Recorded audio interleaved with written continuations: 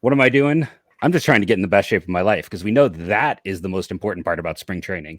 The best shape of your life guarantees that you will make the team, or maybe it doesn't. We'll get into some more roster moves on today's episode of Locked On Guardians, or maybe I'll just keep pumping weight this whole time. You'll have to tune in and find out.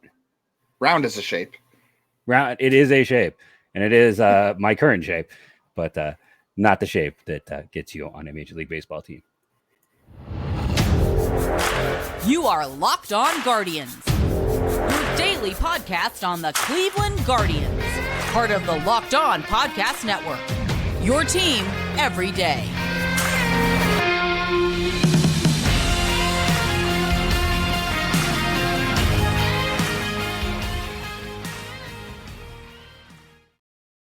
Still going, but not for much longer because I can't do that and do a podcast. It'd be ridiculous.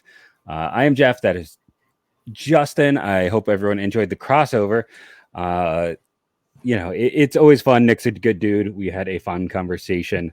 It's just good to talk to the other people in the network. We'll see about getting Scott and Rylan on at some point as well.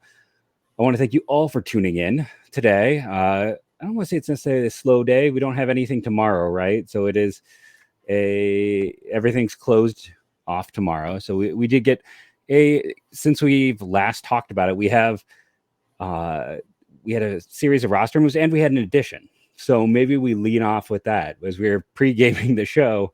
That's probably not the word I want. I'm down. Let's pre-game for the podcast. I'm down. Always down to pre-game. Even at 34. Jean Romero, I'm not sure exactly how it's pronounced, was added. He's 28 years of age. He was with the Twins a year ago. Jans from the Twins do well. No, in all honesty, though, it's a fun move because this is a guy who came up with the Cubs when they weren't great at development, went to the Washington Nationals, who have not been good at development at all. And he's got a plus slider, which we know the Guardians love. He's got good velocity. And the scouting report on him back in the day was mediocre fastball in spite of velocity, plus slider, control issues. Looks maybe more command than control, but he's actually had pretty decent walk rates throughout his career. Perfect. He is, I think, 28 now, so he's an older guy. It's not quite the modeling clay at a young age, but if you look at what they're able to do with someone like Enyel De Los Santos, what they're hoping they can do with Jason Billis, that this is another guy, and it doesn't cost you anything. And we know they're like fastball slider types, and I think I'm not saying he's 5'10", undersized, so that's another thing that fits he checks all the boxes. I'll be curious to see if anything happens, but I think it's a fun under the radar move this late in camp. Yeah, I don't think there's anything like super special about this profile, but that's how what we've said before about certain relievers, right? That there's something special about the profiles they bring in, and then all of a sudden they make a couple tweaks, and this guy ends up being useful. I could see. I didn't even talk about Enyel when they signed him. I'm like, hey, it's a minor league deal. Why do we care? Like, I just kind of rolled over it as nothing. So I learned my lesson. Yeah, I think there was more there with Enyel. Like, there was some under the radar stuff there. He was a prospect, prospect at times. Yeah, and he had some major league success in the past. I mean, Romero's got all of, I think, 5 major league innings. I think 9 total. 9 major league innings in 2 seasons. So, there's not as much history here on him, but I mean, it wouldn't stun me. We're just going based on track record here. It wouldn't stun me if he ends up being a guy who helps in the bullpen at some point this year. But that all depends on the 40-man roster game, doesn't it? That's how it always goes. Yes, especially with a lot of pitchers to get some opportunities on this team. Should we talk about with the roster moves? We didn't get a chance to yesterday just because everything was going on. I think we all knew Touki Toussaint was going to get reassigned. Him getting reassigned, he's kind of learning a new role. Also, we know that David Fry is staying in camp, but they already told him he's not going to make the team. Not a surprise. They weren't going to add him, but I think that is a good sign for Fry in general, that they're like, well, we'd like you to get more at bats. So they must like what they're seeing. So I would just kind of circle that name as someone that might get an opportunity this year. There's that. And I just think, too, they're trying to be careful with their catchers because Zunino is playing sparingly, just trying to keep him ready to healthy and ready to play or ready to go when the season comes around. So You need catcher bodies at late in camp too, and you're finishing up games, especially because they're going to start playing some night games to end the year. So but you're right, though. I mean, David Fry getting a little extra run in camp is not a bad thing, and Micah Priest finally got sent out, but Tito went out of his way twice to mention him. He was getting a lot of compliments. Like, I think he is someone who opened some eyes to people who don't know him. Yeah, I mean, when you hear someone like Tito go out of his way to mention him, that's usually, you learn to read between the lines when you listen to enough of his press conferences. Luis Oviedo reassigned, really no surprise there. But it sounds like he threw the ball somewhat well. Right. Over the last few years, I should say. Yeah, he'll be a reliever now, so that's a good thing. And Tyler Freeman, the big move today was Tyler Freeman. So Freeman and Gabriel Arias were obviously kind of battling for that last spot in the roster, but they were battling for an infield spot. The thing we missed the other day too. They want them both. Yeah, they want them to get reps, so they can't both make it. Is what it came down to. Yeah, not unless they felt like one of those two could play the outfield on a consistent basis, and I think that's not the case. That was just more of if we need you in the outfield, we can put you there, but that's not going to be a regular thing for them. But the thing we missed in this was that they told Will Brennan he was going to make the team. So I think Tito had said Will Brennan's mind was kind of running, or he was trying to prove something here in the later days, but they sat him down and talked to him and said, you're good, you're fine. So that ends the important thing, that ends the Roman Quinn and Will Brennan debate, thankfully. Now, Roman Quinn may still have a chance to make this team. Still one spot. There is one spot. So yeah, Arias is your backup infielder, and then Brennan will make the team. So it's not official. So it's basically two spots that are unofficial with the hitters, and two spots with the pitchers. And we're pretty sure it's going to be Gallagher, but like nothing official, right? Yeah, you could say a couple spots. Catcher, if it's unofficially catcher, 2 relief spots, and that last bench spot are still kind of being determined through.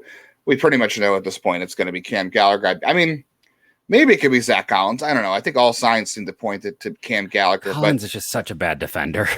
It's hard. Yeah, I can't see them. I mean, to be fair, I don't think Gallagher is also that great of a defender either. Like, he's not. I mean, I think maybe he is. I think Neighbors Valoria is a better. We've talked about this. He is a better defender of all of them, but it's not going to be him. No. I think Fry is probably a better defender than Cam Gallagher potentially. I don't know if I get that far. He's better than Collins, I believe, but Gallagher. He's got a better arm. Yeah, Fry has a better arm than both of them, except for Valoria. So no. I think the spring training stats. I don't know if we really need to get into them, but I think there is. I've always said there's small degrees of value in it. And I think when you're looking at the story of Arias and Freeman, one guy dominated, the other guy kind of got dominated. And that kind of, when that happens to two players at a similar value, I think it makes it easy to run with the guy that they already had some more familiarity with. It just seemed like this setup, Gabriel Arias did everything he needed to lock in that position. And with Ty Freeman not having the best spring, I think, he's got a chance. He can go down to AAA, rebound, and be up before you know it. Like, there's going to be an injury. There's going to be a need for a bat. His whole thing now is just keep doing what you're doing, go down and show him that, you are just another one of those elite contact guys that they love. Yeah, I mean, Tito said, like Tyler Freeman, when they talked to Tyler, he said that, he realized he didn't hit the ball that well as spring Arias did. And, stats don't mean anything. I think it's really just the quality of bats, and it's really who is confident, who is earning an opportunity, who looks like they're ready to help the team right now. And Arias looks like he's ready to help the team right now. My only thing with this is Arias, I think with his swing and his offensive profile, I think he needs to play. He cannot be a guy that goes to Cleveland with them or to Seattle to start the year, and he can't play one day a week. But I will say Tyler Freeman, with his swing and skill set, does he have the ceiling of Arias offensively? No, he doesn't. But his offensive skill set and what he's good at, I think, prepares him better for sporadic playing time. Where if he is playing, backup second base, backup third, even though he shouldn't be playing third base, shortstop once a week, offensively, it's fine because he'll settle in fine because of what he does offensively. So really, when you're making your 26-man roster, like you said, it's fluid, it will change throughout the year, but really you're looking for the best roster fit. And I think it's going to be interesting to see how this plays out because, like we both agree, Arias needs to play. I think Freeman is better suited to play less. It just depends on how they decide to work this out with their roster. And that's the big part of spring training rosters is It's not, this guy hit 600, this guy hit 100, so we're taking the 600 guy. No, it's roster fit and skill set and what you need right now. And what you need is going to change throughout the year. 100%. And I'm going to cut you off there. I'm going to come back and talk more about roster stuff, but we're going to take our first break in the show and come back, probably have a few more thoughts on Arias and Freeman, talk about Mikolajchak.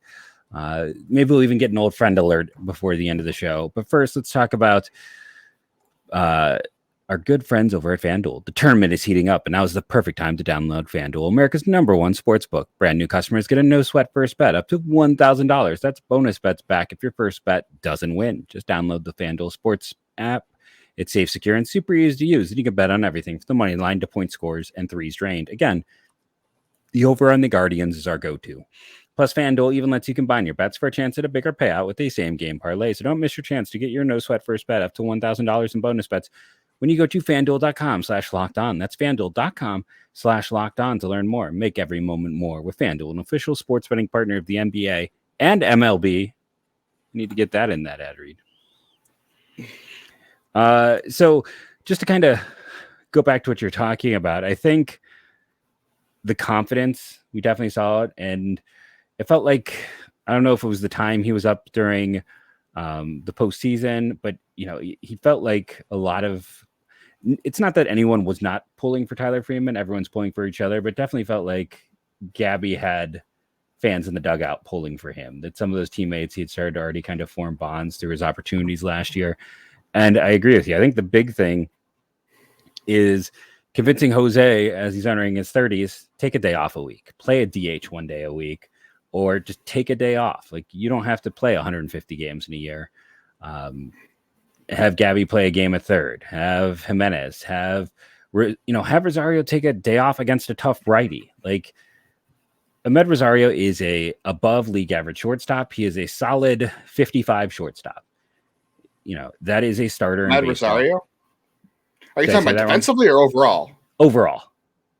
Okay, I thought you meant defensively. No, not defensively. No, he's below average, but he's above average defensively. So he's just a little bit above average. He's a solid starter, but he hits lefties better than righties. If you're facing a tough righty, I know it might seem weird to put in the rookie, but that might actually be another way to get Gabby in there, like using those spots wisely. Well, then also if you have Will Brennan, he's got to get those at bats. So having him play in the outfield, having him be part of the platoon. I'll be curious to see who is the platoon for Naylor. It did feel like I don't think we're going to see much of Naylor in the outfield. I think that for the chatter about that seemed to, and that's fine. That's 100% fine. But the nice thing is, you go back a few years ago, and you think about, I think back to, one of the seasons I was hosting this show when we had, Eric Stamets. No knock on the guy. He played in the big leagues with the Rockies as well, who seemed to take everyone from Cleveland at some point, and for a few other teams. And that guy worked his tail off to get the big leagues. And then I'm blanking on the guy from Pittsburgh who came over in that, Max Morhoff. And you think about back when we had Stamets and Morhoff in the infield. So it is kind of nice when we had a situation where Freeman's going to get a chance. Last 2 years, he's been banged up at various points. He's got a chance to go down to AAA and maybe rebuild some more consistency, get some more, because he was recovering from the labrum at the start of last year. So he didn't start the year, I believe. And then, he had the labrum the year before that. So he's got a chance to get back to where he was, kind of, put a mark on this season, put himself back in that conversation of future middle infield starter. And it's the same thing with the outfield. Having a Will Brennan on your bench, such a luxury when you think about a year ago. We didn't know about this outfield at all. We were counting on Mercado and Zimmer maybe being one spot and hoping Stephen Kwan could step in. And I mean, last year we started the year with, hey, we got Miles Straw. That was really it. Yeah, everyone was excited about Stephen Kwan. You're absolutely right. Yeah, there's a lot of opportunities to make this work. And this is one thing I think a lot of people have had issues with over the years. I know I've said it was Cleveland doesn't ever really utilize their bench very well. And I don't know if that's necessarily roster construction or who's on the 40, what moves you can make. But, we always talked about, especially with Cleveland, right? Like they have to win on the fringes. You're not gonna go out and win a series in the postseason against the Yankees or the Astros. Although the Astros are a little differently built this year, but you're not going to go out and head to head win a series with them with your best couple of guys, right? Like you have to go out and win on the margins. Obviously, you have to get a little lucky in the postseason too, and you're healthy, all that stuff. But you've got to win on your margins, and you've got to maximize the ability on your roster. And sometimes in the postseason, that means like special skill sets and how you can manage your bench a little bit. But having a guy like Arias is a big difference maker because, like you said, he can play short. He can spell Ramirez at third. I think that's the best thing right now because we talked all offseason about how they had an extra roster spot, right? Like they could have gone out and got an additional bat. That didn't happen. Now what you can do, and this is what they did last year, and this could obviously change too, but they still have the DH spot free. Like you can rotate the DH. And I know Jose is a guy who wants to play every day and he wants to play third base. But if you can get Jose, I don't know, 20 games where he's DHing, and if that keeps him healthier throughout the year, if that keeps him more rested for October, like you're talking about having your best player still in peak physical performance mode by the end of the year because he played 150 games. So you're still getting 155 games out of him, but 20 of them came from the DH spot. That's a big deal. And you have Arias who can play there and could use the regular at-bats. And Rosario and Jimenez both play every day for the most part. So you can spell them, and Arias could play against lefties, and you can have Gonzalez in right field, or I guess, and you can use Brennan as a defensive replacement. So there are plenty of ways to get Arias at bats, and I think that would be really interesting to see them do because it's just not something we've seen a lot of. Because who are the utility infielders we've seen them use over the years? It's been the Mike Freemans, the Michael Martinez's, the Yu Shangs, the Eric Gonzalez's. Like those guys, didn't have Arias's upside. I know some will argue with that, but Arias has more upside than all those guys. MVP, Yu Chen Chang. MVP. Good for him. But you can work him in a lot more because he has more upside and the talent is there. So this is probably the first time in a long time we've seen them have a guy on the bench that could really be a regular for them. And Brennan too, depending on how they play the right field. They have guys on their bench that could be regulars that they can rotate in and get playing time and keep guys healthy and rested and play matchups. Like I know they're young and a lot of things can happen, but this to me is a good development. And I'm just really curious to see how they plan things around the roster because, things will change, but they still could use an extra bat. And, there's always going to be an injury. Like there's always going to be an injury. There's always going to be someone who regresses. There's always going to be those needs. Let's see if I can get the name right. I said it right once. Nope, I'm not going to say it right. Nick Mikolajchak. I keep wanting to, I'm not going to say. But we had an update. They say Miko.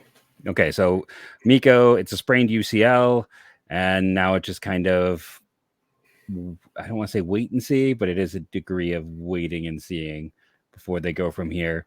There were concerns last year that maybe there was something in there or an issue because of some of the velocity decreases and the performance. I think Fangraphs in their article and their write-up on prospects mentioned that very specifically.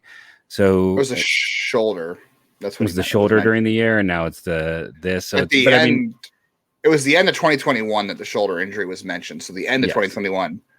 But he was good all 20. No, he was not good last year. So he was great in 2021. He was not as great in 2020. He wasn't bad, but he wasn't great. He wasn't. He entered the year as a slam dunk 40-man ad who we expected to see in the big leagues in 2022. and then he was exposed to the Rule 5 and no one took him. So it wasn't a good year. that much for sure. The update didn't sound great. Yeah, sprained No. UCL, and they're looking to see what the next steps for him are going to be. I can't. I mean, I don't want to speculate. I don't know any of the medicals, but the tone of the update just didn't sound great. And no, it sounded like back soon, but I don't think it's going to be.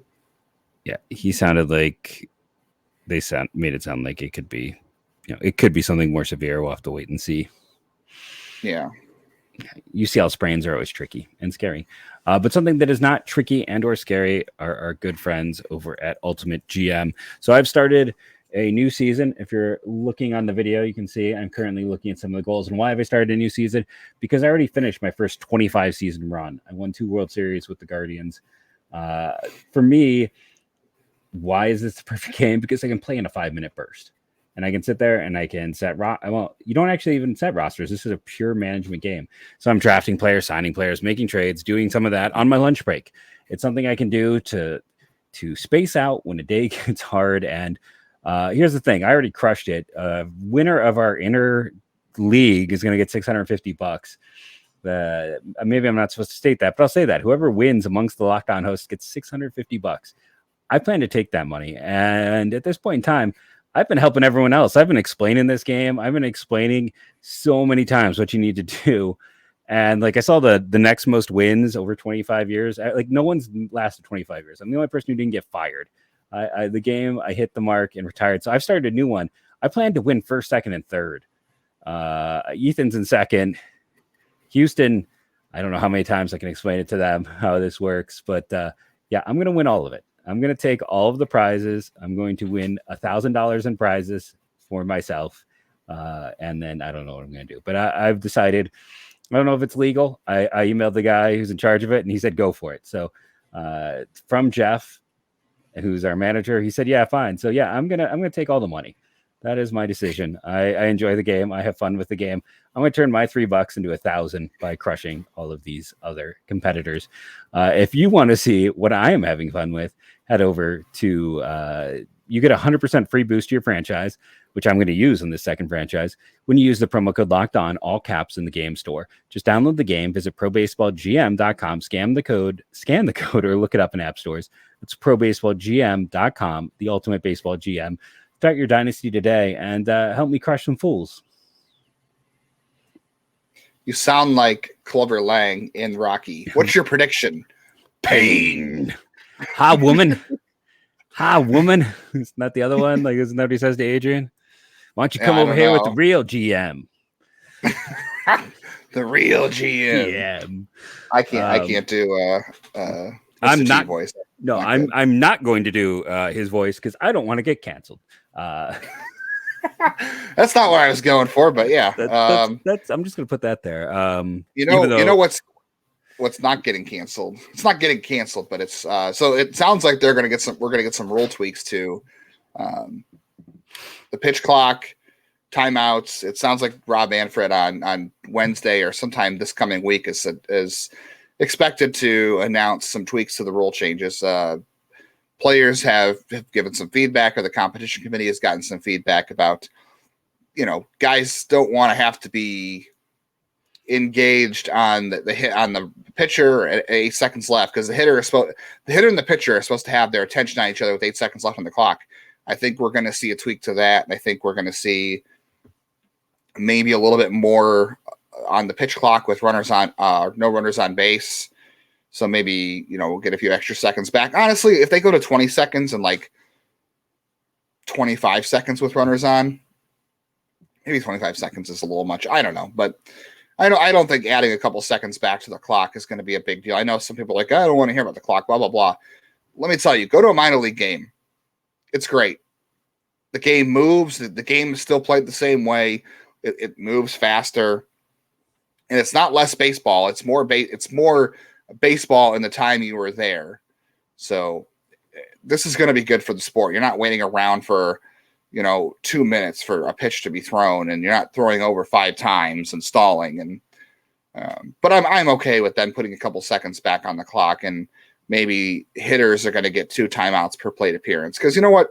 as I've been watching the World Baseball Classic, Jeff's favorite tournament in the world, the drama that builds, especially late in the game, when there's some pauses and you let the TV cameras kind of pan to the stands and look at the guys' faces during the at-bat, it kind of builds the drama a little bit. So a little extra time is fine. I think overall the pitch clock is still a good thing, and it's good that they are listening to some feedback and getting some tweaks too. I'll be curious to see what Rob actually comes out with, but it sounds like we're going to get a few tweaks, and I think it'll be just fine. I think by June, I even saw a tweet today from former Indian Rob Kaminsky.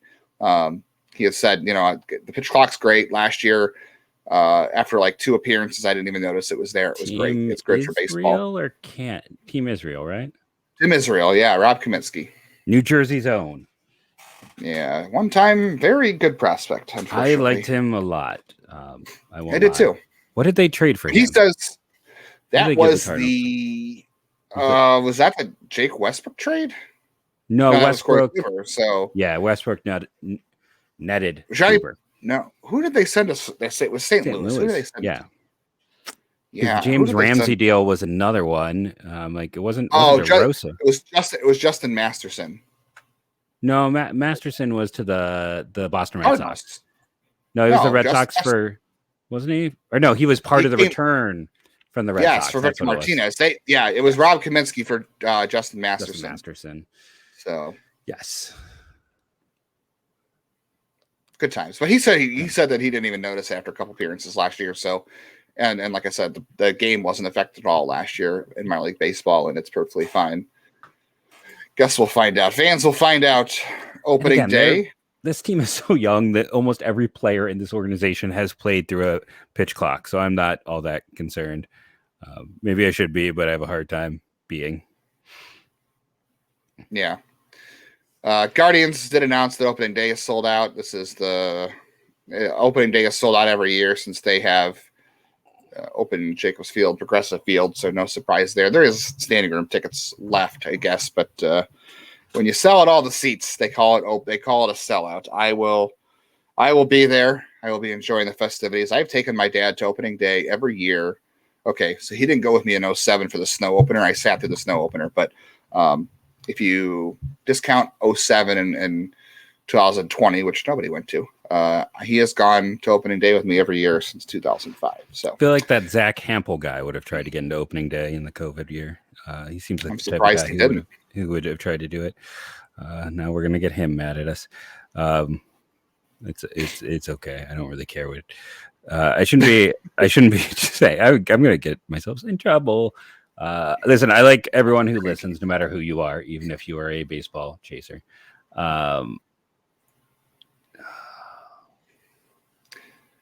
What do you think? What do we think of the new ticketing option? The new ticketing option Cleveland introduced came out today before we started recording this. That it was $49 a month.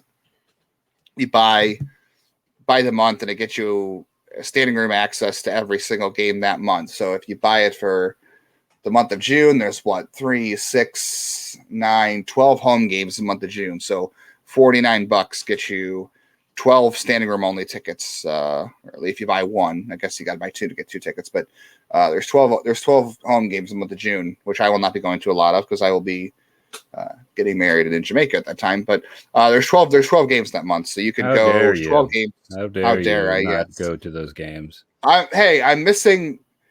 You know what? That is bad. You're right, because you want to know what? Corbin Burns. I'll be back by then. Corbin Burns comes to town June 23rd through the 25th. I will be there to make sure that he knows that the Guardians will be trading for him. So I'll be back by then. It's fine.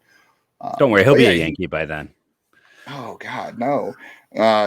But yeah, you can go to 12, whatever it is, homestand that month for $50 or $49. That's a pretty good deal, I feel like. And other teams have tried this. I like it. As a person who usually does stand, unless I'm taking my dad, I usually will stand for most of the games anyway, just because I like being up and it keeps me paying attention and makes things a lot easier. I'm curious to see how this option goes. I hope it works for them because that place is just a very different ballpark when there are fans in it. And if you can get more bodies in there, I know people are like, oh, they just want to go to the bar. They just want to drink and watch stuff on TV and it's a social event. Yeah, just get people there. And I'll tell you what, last year when the team was good for the most part late in the season, people were paying attention. So just get people there. It's fun. Just have let a lot of people have their fun. If they want to go and drink a beer and sit in the corner bar with their pass, their $49, let them do it. Yeah, just let them have fun. Really affecting? Who's it really affecting? Yeah, just let them go and do their thing. And that's even better if they're not bothering you. Because you know what's even worse than that is the fan that's sitting or standing next to you, not paying attention, and then being obnoxious and getting in the way of your viewing of the game. If they are impeding your ability to watch the game, whether it's through whatever they're doing or saying, and it's annoying the crap out of you, I'd rather they go to the bar and drink their beer. It won't be by me, so that's fine. This will be a good option. 100% some space. I think I saw someone complain that, like, why can't I buy it for the season? Other people let us buy it for the season. It's like they're letting you buy it month to month. That's a better deal. Let's say you have a month like Justin's where he's getting married, he's not going to be in town, or a month where you travel because it's the summer. Like, this is the best possible one. They're giving you the ability to use it, use it and be fan friendly with it. So again, like I said, if you travel or you're going to go on a vacation, guess what? Don't have to pick it up that month, or you can still pick it up if you're going to make it to enough games. But I think it's a win-win for fans, and I think it's a really cool idea in general. And it's obviously, I feel like it's probably geared towards younger fans too, because like we mentioned, like you're standing the whole game. You could probably find somewhere to sit, but like the idea is you're standing or doing whatever. So it's probably geared toward younger people, which I'm sure might cause an uproar with some people, but that's the thing. They want to get more people to the game, and that's how they're going to do it. People tend to have more disposable income to spend once they get through the gates as well. So yeah, that's a debate for another day. One guy's income will be affected on opening day, not by much, but Nolan Jones sent to AAA for Colorado. I just don't know what they're doing in Colorado. Poor Nolan Jones. I think he's going to eventually thrive in that ballpark. And this trade, my prediction right now is this trade is going to work out great for both teams. Yeah, I'm just going to say it now. But I don't know what the Rockies are doing. They lost Brennan Rodgers for almost the whole season, and they did a bunch of other weird stuff. And now Nolan Jones is going to go play in Colorado Springs. Is that where their AAA team still is? I know. Again, I think so. I know he didn't have a great spring, and we don't really need to get into the in and outs of spring again. We already kind of had Albuquerque. Sorry, Albuquerque. It used to be Colorado Springs, or someone was in Colorado Springs. But listen, why are you running Mike Moustakas? Like, the Moose is dead. He is roadkill. Like, he is roadkill. And if you're like, well, it's because he can get enough at bats. They lost Brendan Rodgers for most of the year. This is a terrible Colorado Rockies team. You trade for Nolan Jones. Is he 25? Is he 26? Like, you have to play him every day. If you go out and make that trade, then you need to just open up a spot, let him play third, put McMahon in at second. You don't, I was talking before the show with Justin. It's like, I think Drax and Profar, if Josh Bell hadn't signed with Cleveland, if one of those other teams that were chasing a first baseman had gotten him first, I think Profar might have been a target for Cleveland as that first base guy who could be a switch hitter, who has even splits, who has good contact rates, good walk rates. I think he might have been the third or fourth option. Luckily, they got Bell. It's a good signing in a vacuum, but it is a terrible signing for Colorado because they're a crap team. Like, they are not going anywhere. Profar doesn't make them better. So instead, adding Profar and Moose blocks their young guys. And it's I really liked Taron Vavra, who they traded for. I'm blanking on the reliever closer from Baltimore, and Vavra got some time last year with Baltimore. It's like, we keep making these terrible trades and things like that, where it's like they went out and got a closer. They shouldn't have given Daniel Bard an extension. They should have traded him. They're a terrible team. And if you want to look at how to not run a baseball team, how to be ineffective at Ultimate GM, sign overpriced free agents when you're crap, waste your money, don't promote your young guys, and just make a muddled mess for everyone. One of my takeaways from our talk yesterday, listen, I don't necessarily think Dolan is a great owner. I'm not even sure he's a good owner, but he's an okay owner. But he is certainly better than Reinsdorf, who's never given a $100 million contract. Dick Monfort, who is whining about Cohen, and has they don't even have they don't have a stable structure at the top. After they fired the last GM, it's like they just moved someone else up, and it's a crap show. And didn't they hire someone's kid as a GM? Like, isn't their GM the kid of somebody? I mean, probably. That's essentially what the Atlanta Hawks are in basketball, right?